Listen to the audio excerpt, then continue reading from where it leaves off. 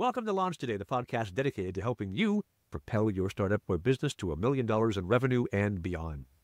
Each episode, we bring you actionable marketing strategies and exclusive interviews with industry trailblazers. If you're ready to skyrocket your growth, you don't want to miss today's episode because our guest is here to revolutionize the way you think about SEO and conversion optimization. Today, we have the pleasure of welcoming Kellene Vaile, a true pioneer in the world of digital marketing with over 14 years of experience as a fractional CMO and 15 years as a fractional CRO. Kellene has cracked the code on dominating Google rankings and turning website visitors into loyal customers.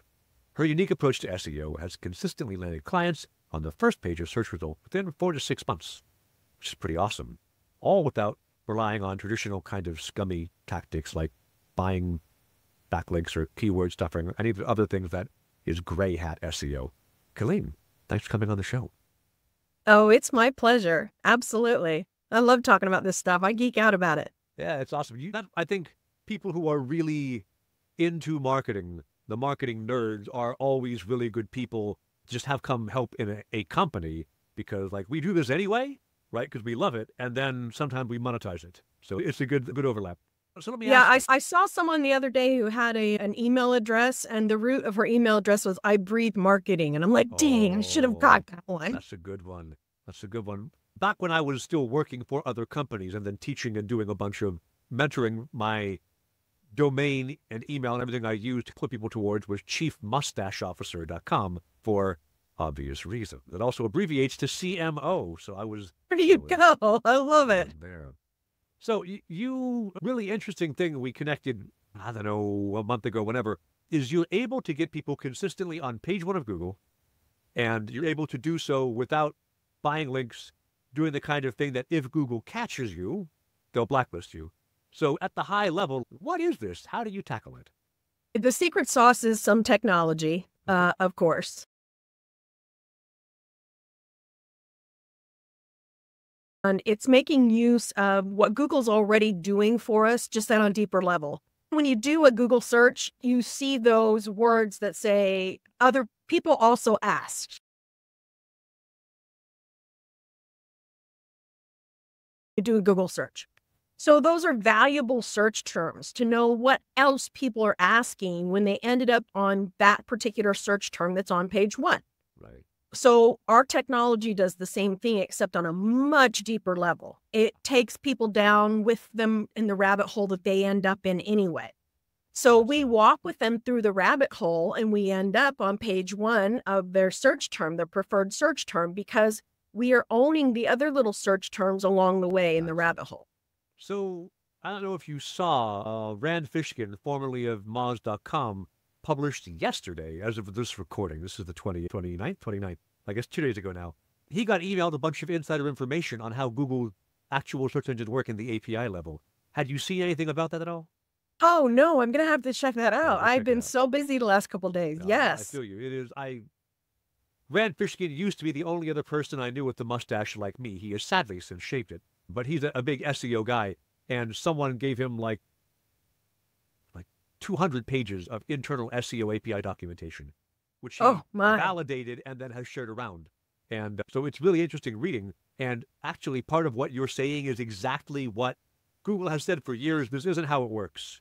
And then their API documentation shows this is. So, really interesting that you're doing this, and that is actually, you can go see, if you're technical enough, you can go see, or maybe better than that, go read somebody else who is technical, that yes, if you own the long tail, you can then win the associated search terms as well. So if you were to search for crowd tamers, my brand name, and then you visited my site, and then you pogoed back off the site, and you instead searched for Trevor Longino, and then you went to Chief Mustache Officer and stayed there as an example, eventually, when you search for crowd tamers, people will go, oh, did you mean Trevor Longino?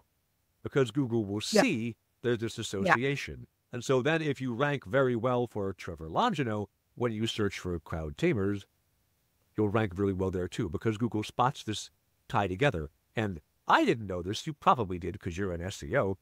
If you use Google Chrome, all of your clickstream data is being reported back to the search engine to tune all of these things. I didn't know how it all worked. Yeah, it is very helpful when people use Google Chrome. They love that. Yeah, I didn't think about that. Of course, when something is free to you, that's because you're not the user, you're the product, and lo, Yeah. there Yeah, we you're the go. guinea pig. You're the guinea pig. Super interesting. All right, think as a thought experiment, right? Owning search for a bunch of long tail terms, getting you ranking on a really core market term. A very well-known tactic, hard to pull off well, but doesn't matter what I rank first page on. If when I go to the landing page, people spend 6 seconds and then hit Alt F4 and go about their life. Yeah, that's what I tell my clients all the time. And that's where the sales background comes in handy. Is there's this little thing called customer conversion. Hey, there you go. And I tell as the fractional CMO, I tell my clients, look, I'm going to get you on page 1. No ifs, ands, or buts. I don't care who your competition is. I will get you there. But then we're going to make sure you have a really nice welcome mat. And we've got to make sure that welcome mat is endearing and that it keeps them there and they want to do business with you. We can't have a piece of garbage welcoming them. So we want to make sure that door is all decked out. We don't have any reason for them to go somewhere else because then you've just wasted your money. Yeah, absolutely. Gotcha. So if someone is looking at whether or not you're page 1 on Google for any given search term, what do you use as a system to approach building a landing page or a destination page to make it that welcoming mat that is attractive enough? What are the pieces you want to pull together? There's 2 things that I do. The core thing that I do is, and you would be surprised at how many people just don't do this. They nod their head in agreement when I talk about it. Of course, this is what we're supposed to do, but they haven't done it.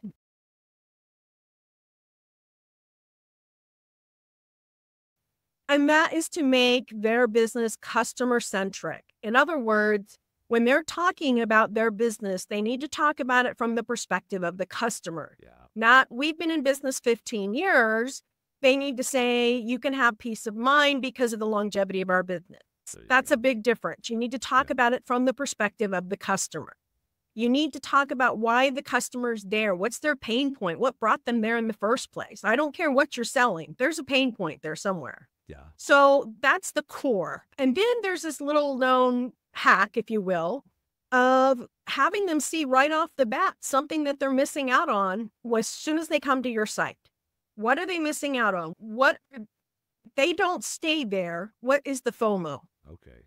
And so how do you present that FOMO? Is it exit pop-up? Is it messaging? Is it some free offer for a giveaway? What is it you recommend people do?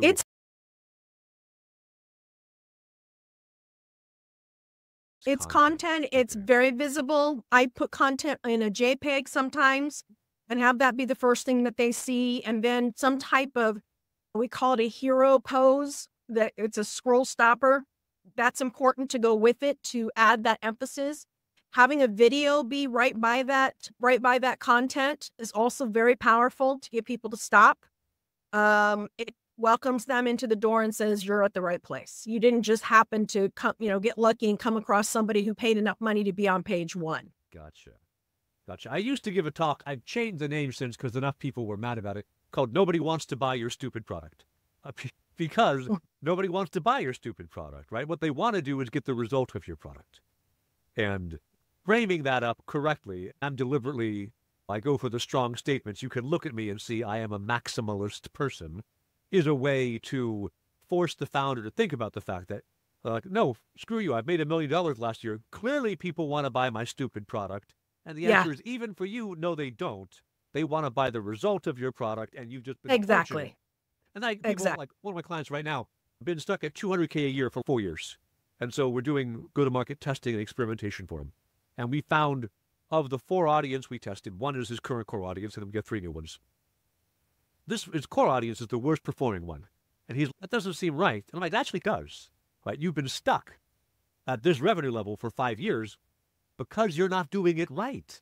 If you were doing it right, you'd be growing. So to be able to open your mind and think of opportunities beyond what you as a founder came in thinking you knew, which I think brings the question, right? So you get a client, they say, I want to rank page 1 for this.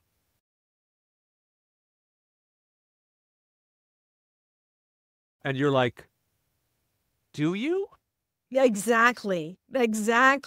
How do you steer people into realizing what they should be ranking for as opposed to what they want to rank for? I show them the data for starters, because we have data that will show on a surface level. We get more in depth once the client comes on board, but on a surface level, we'll show them how many times that search term is coming up. So they may think they want to be known for such and such, but just the slightest tweak can make a huge difference in how much search volume is going on. Just removing an S sometimes can change the search volume dramatically. Also, they may think that they are their client, but I tell my clients all the time, you are not your client. All the time. Also, there's the TAM, and for people who don't know what TAM is, it's your total available market. Right. Most companies, over 92% of companies, do not understand who their market really is. And you just illustrated that. They think they know who their core market is. But that means they're leaving so much money on the table, which is why the Wall Street Journal says that just bringing on a fractional executive will increase your revenue an average of 33% because of that vision. Just by having somebody else look at your business besides you, that's how valuable it is. 33% in revenue. That's pretty impressive. I didn't know that stat. I'll need to bust that out in my sales calls. That brings us to another very good point. Early stage businesses or businesses that are struggling to break some revenue milestone, whatever it may be, frequently they're budget constrained. They come and say, hey, I've been doing 200K a year for 5 years. I can't afford 100K to fix this. How do you get people onboarded into something that is maybe efficient and affordable, and then as they grow and scale, continue to help them more? What's your way of getting in there and helping folks who can't drop 40K on something right now? Yeah, because my services obviously aren't going to be cheap. They're cheaper than a full-time CMO, of course, and that's the value. You're going to save 50 to 70% on labor costs. But my go-to strategy, and this may seem too simplistic, and your listeners are going to roll their eyes when they hear me say this, I usually end up increasing the price of their product for starters. I like it. That's a very good one, though. I have almost every client when they're early stage. After we've tested and found out cost to acquire a customer, I go, this would look a lot better if we doubled your pricing.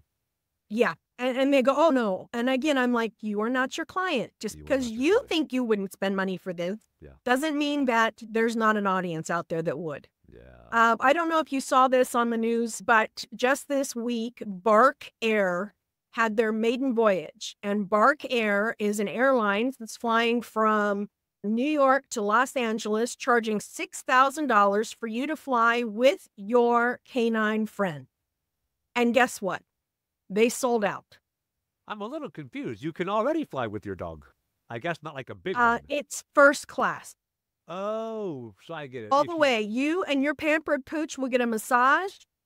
You will get everything under the sun on this flight. You will be at ease. And there's even aromatherapy going on, okay? There's pheromones going on in this plane. And it's sold out. This is the smartest dumb idea I've heard of in a while. Because it is, as even when I was a wee lad back 200 years ago now, the way people treated their pets was super different. Like the way I treat my cat versus the way my younger siblings treat their pets. I'm like, it's a pet. It's a good pet, but it's a pet. They're like, it's my fur baby. It's my fur baby. I got a couple of those. I'm like, okay, I have actual babies, and I like they rank a little higher in the hierarchy than the fur baby. Yeah. And I would note they don't fly first class, so the fur baby is definitely not going to. I specialize in marketing to the affluent, so I know just how crazy products and services can be in the affluent market. And if I had heard that idea before it came to fruition, I would have said go for it because I knew that there'd be a market for it. Oh, 100%. You'd be surprised when it comes to talking with my clients. Like I had a dating expert once and she had credentials out the wazoo, but she was too afraid to charge what she was worth. We increased her revenue that year 300%, but it wasn't all about the marketing. It was about increasing her prices. There you go. There you go. Having the confidence to do it. Having somebody, as you mentioned, just say, hey, you could double your pricing. And people go, what? I remember for a hardware company I was working with a couple years ago, we tripled their pricing and made it a subscription instead of a purchase. And at the end of the subscription, you sent back the hardware and went from doing $200 or $300 a week to doing, I think, 25 grand a month in 5 weeks, right? And that was by changing the business model, changing the audience, really upping the pricing. And this was during the start of COVID when you couldn't get new hardware. So instead it was ship us back the hardware when the therapy is done, and we'll recondition it and send it back out again. So they had enough inventory to keep growing.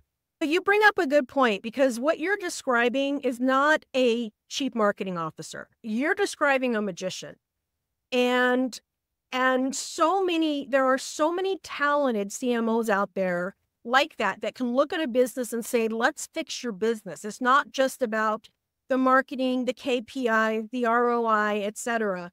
There are true professionals out there like myself, like yourself, who can actually look at a business and say, let's fix your business as well while we're at it. Yeah, that's fair.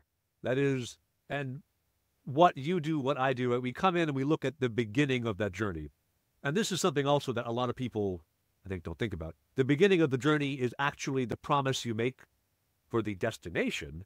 You say at the beginning, like that first impression of your brand is what anybody who clicked on the organic listing or the ad, what they expected. And when there's a disconnect there, like, you can't close the deal. It's gone.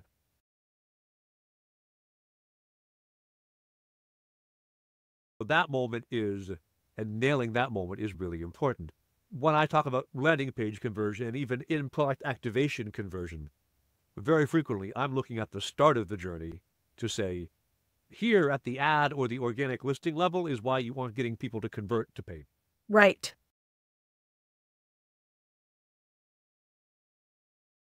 Customer conversion process, there's sometimes where somebody who doesn't quite know what to do with the fractional CMO tool, and they'll say, well, are you going to guarantee the ROI, or are you going to guarantee this? And there's only so much that a person can guarantee when they're, closing it. Marketing is a lead sourcing job. It's not a lead closing, but a good marketer will still be able to catch some of the bugaboos that are going on in the background. And that's where my chief revenue officer skills help too, is because that's what a chief revenue officer does, is help with that customer conversion, the sales habits, the forecasting, etc.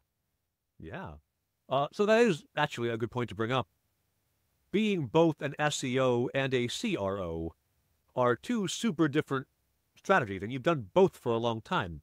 How do you manage switching the hats for a given client and not get stuck in either just CRO work or just SEO work as you're working for somebody? To be perfectly honest, I'm not very good at switching hats. I tend to wear both of them at the same time. It's just too hard for me to turn off my CRO genes sometimes. Gotcha. But I do try, because I charge more for the CRO because it's so much more in-depth work. But the CRO does seep into my CMO work. Gotcha. All right. You've been a female entrepreneur, a successful one in the tech industry, that's rare. What challenges?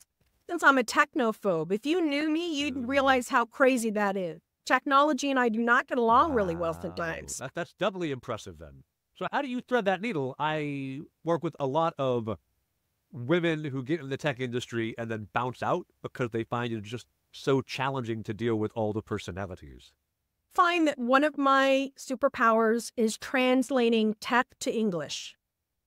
And it's a marketing superpower, because tech people are not really good at marketing their product, their solutions, and definitely not in a customer-centric way.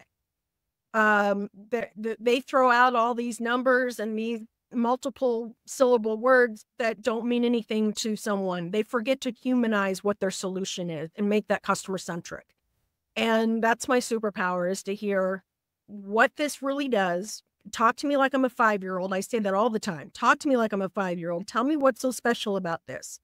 And they get frustrated, but they still do. And then we go to town. I get you. So in my opinion, analytics and understanding reporting is really key to successful marketing. But then as a technophobe, how do you make analytics work when technology is your enemy? Well, to me, analytics isn't technology. To me, analytics is a love letter. And it could be a real powerful love letter, or it could be one that okay, we're going to be breaking up here real soon. Okay. It just depends. It gives me the data that I need to tell me where we need to strengthen. And to me, I know that the picture should look like X, and I can tell when something's out of place. The famous pictures that you know of that are done by famous painters, you know what that picture looked like. And it was an arm sticking out and waving around. Something's wrong with it, right? Well, that's Lisa what data should look like. I get you. Yeah. I get you. Awesome. So then let me ask Mona you. Lisa with a mustache. That's right. That's me. So let me ask you. You and I have both been in this field for a long time. We both, stuff has changed, right? Back when I started marketing, Google's search ads were still bought through a platform called DoubleClick because Google hadn't bought them yet. So right. Stuff has changed. Obviously, we have to keep current with the field as it changes and adapts over time. What's a recent thing you've learned in this industry? That's a really good question. What's a recent thing I learned? I really had to dig down and dirty into indexing. Ooh. Getting the articles to index, getting content to index properly. That was very frustrating for me. I'll learn it. There may be a few tears of frustration while I'm doing it. I'm allowed. I'm a girl. I didn't do it in front of the client. That's generally considered poor form. I agree. Yeah. They never know that. They just know they got the results that they wanted. That's all that matters. I agree. Awesome. Yeah, recently I've been really diving into using LLMs for content creation. Oh, yeah. Don't get me started on AI. AI is my new boyfriend. Oh, my gosh. Awesome.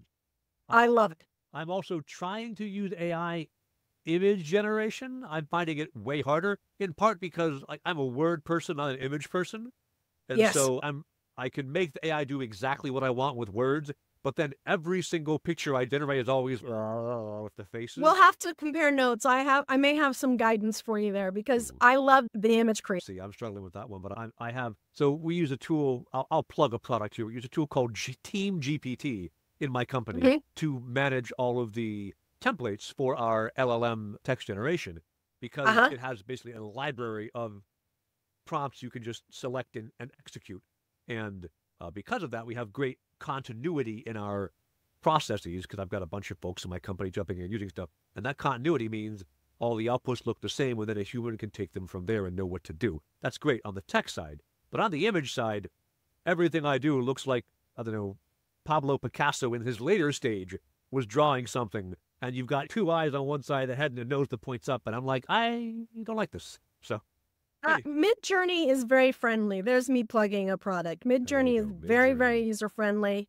And you can even do character sheet so that you have different poses of the same character. Oh, interesting. So that you can use that and have that kind of continuity as well. Oh, maybe I'm just using DALL-E and I shouldn't be. I should be using Midjourney instead. Interesting. Let me see. I always like to ask, in addition to owning a business, running a business, you've got a billion books behind you.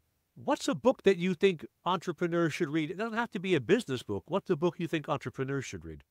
Oh, well, all the books behind me are sales and marketing books. Wow. So that's my sales and marketing portion of my library. Wow. I would say it would be a book by Dan Kennedy, the No BS. Let's see, which one is it? The No BS Sales Success by Dan Kennedy. All right, No BS. And so what's he has a No BS series, and all of the books are excellent. But No BS Sales Success was where I'd start. Excellent. All right. And so what is so good about No BS Sales Success? Kennedy uses principles that don't fail no matter how much AI you have out there. Okay. No matter what your product is, no matter what industry you're in, it works. I hear people say to me all the time, but my business is different. And I say, as long as there's a customer and there's an exchange of money, then this will apply to you. Gotcha. Yeah. And if it's not a customer exchange of money, this is not a business. It's something That's else. Correct.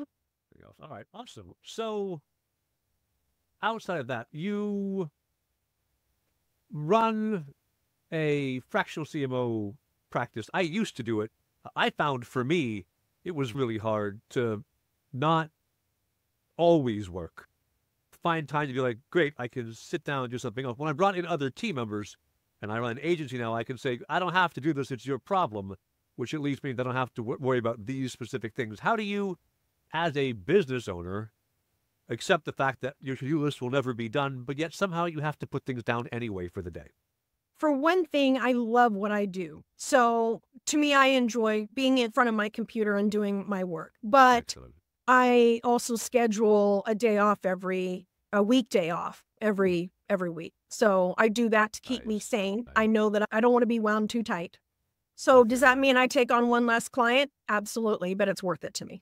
Got it. The ability to not burn yourself out means over time your throughput is higher, even if right now you're more resource constrained. And it is likewise with my agency. I'm careful. Agencies tend to burn people out. My media buyer, my designer have both been working with me for more than 3 years. And that's quite long for agency life.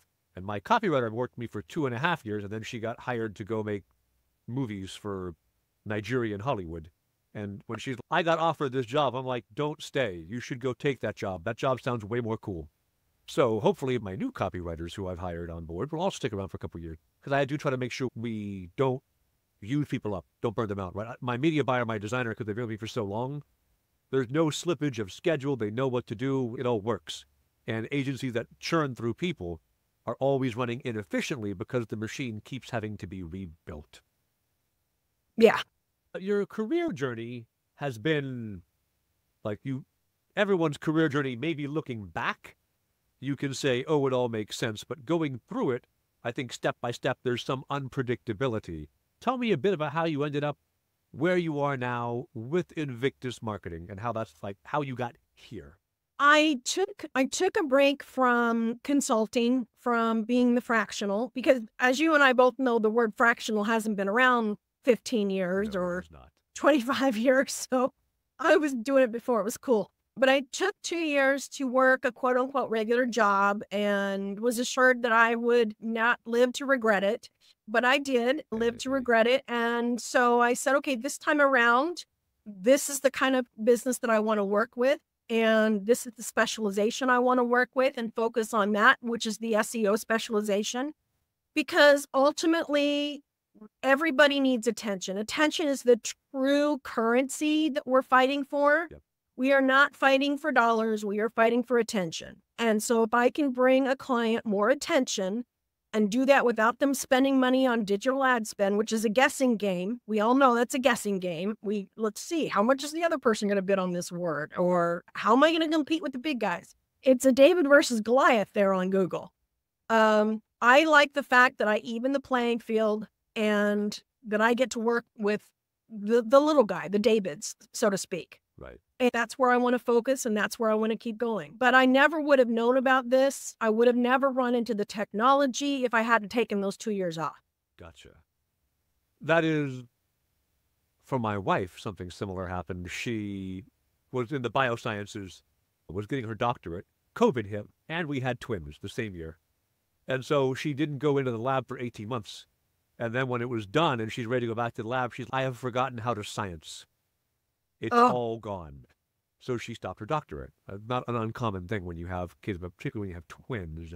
And then she's, what do I do now? I don't know. And I'm like, well, take time and figure it out. And 2 years pass, and now 2.5, I guess. Now she's CEO of a nonprofit in the biosciences space.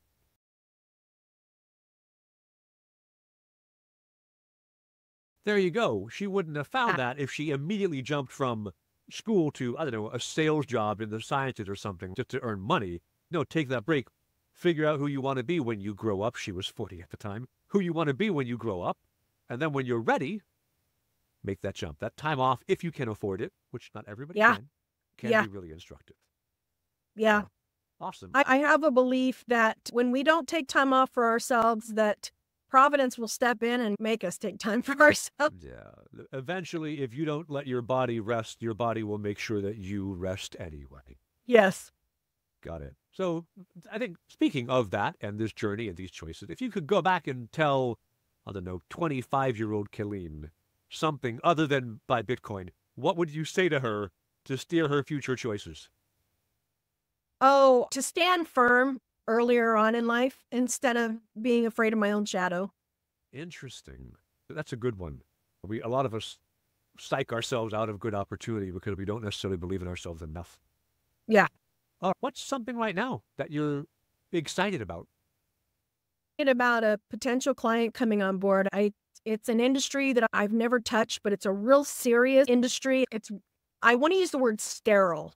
They're all going to be using these sterile multi-syllable words. And I'm really excited to get into the nitty-gritty of it. I get you. I have a client in the, how do I say this? I guess VM and remote desktop space, which is, speaking of sterile and in French, because I live in Montreal, so it's Québécois.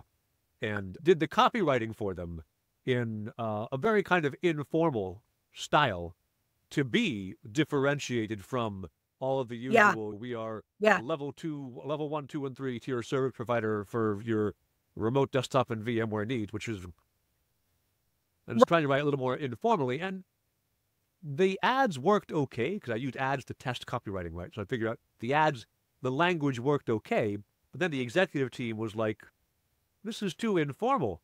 You're trying to be hip and cool like a young kid. I'm like, yeah, look at me. I'm a young kid. So we had to walk it back a little bit. But I think it is being able to go into a very kind of buttoned up corporate environment and play with the language, play with how you talk about things a bit to stand out can definitely work really well.